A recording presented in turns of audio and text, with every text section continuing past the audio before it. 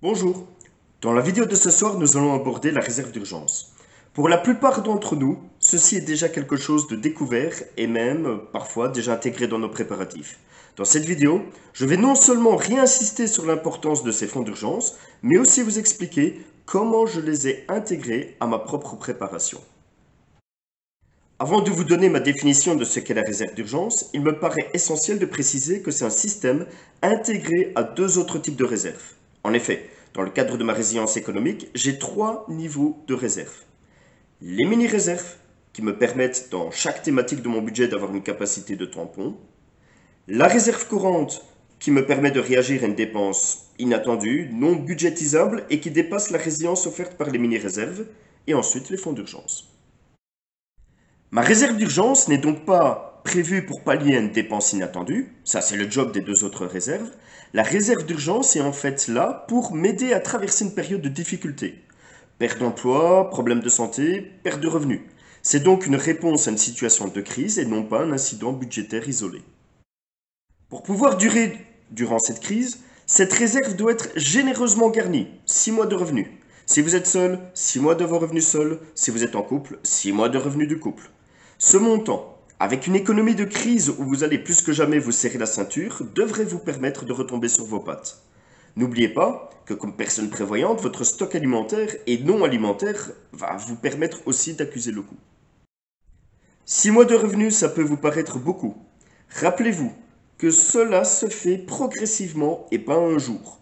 De plus, les autres réserves doivent se lancer avant celle-ci. Si vous avez bien suivi ma méthode, vous savez que ces deux premières réserves ne sont pas uniquement des façons pour mettre de l'argent de côté, mais aussi une discipline qui va vous permettre d'économiser. L'ensemble des vidéos que j'ai réalisées avant celle-ci vous donneront des pistes qui, si vous les suivez, vous permettront de commencer à construire vos fonds d'urgence. Cette réserve coup dur doit être très facilement accessible et donc une partie significative doit être sous forme de cash, c'est évident. Le reste doit être en banque sur des produits où vous pouvez retirer très vite et sans frais. Hors de question d'avoir cette forme de réserve en obligations d'État, d'actions en bourse ou de compte à terme. C'est une réserve de crise, ce ne sont pas des placements.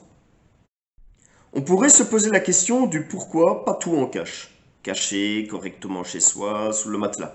Que finalement ce serait la situation la plus résiliente. Et vous auriez tout à fait raison. Cependant, à l'heure actuelle et très certainement dans le futur, malheureusement, les limitations légales de paiement avec de l'argent liquide rendent cette option trop problématique et risquerait de nous handicaper dans certaines situations. Par exemple, chez moi, vous ne serez pas capable de payer en cash l'hôpital. Il faut donc une partie de notre réserve d'urgence en banque. Ça ne me plaît pas, mais factuellement, c'est une nécessité. Alors oui, immobiliser autant d'argent en attendant simplement une crise qui ne viendra peut-être pas tout de suite, ça peut poser question, notamment dans cette période d'inflation où il n'est pas souhaitable d'avoir de l'argent qui dort sans rendement. Cet argent, mis dans un processus d'autonomie, serait beaucoup plus séduisant et nous permettrait de faire un bond en avant dans notre préparation.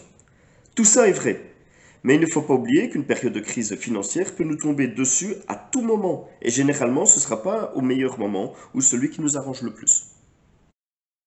Je connais personnellement un autonomiste, et il était très loin dans son processus d'autonomie. Il vivait hors système avec très peu. Il a tout misé sur son indépendance et sa préparation, mais en négligeant l'aspect résilience financière. Aujourd'hui, malheureusement, il doit faire des emprunts, demander de l'argent à sa famille et amis pour pouvoir payer ses frais de santé. Il n'est plus capable de faire son bois ou son potager.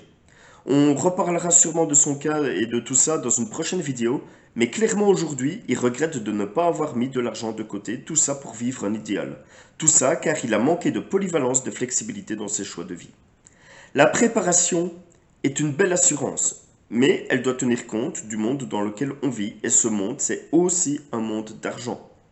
Sur cette chaîne, je partage avec vous aussi comment évoluer dans un monde complexe et imprévisible, par une gestion saine de vos finances, mais aussi, en parallèle, par une préparation polyvalente, flexible et je l'espère cohérente.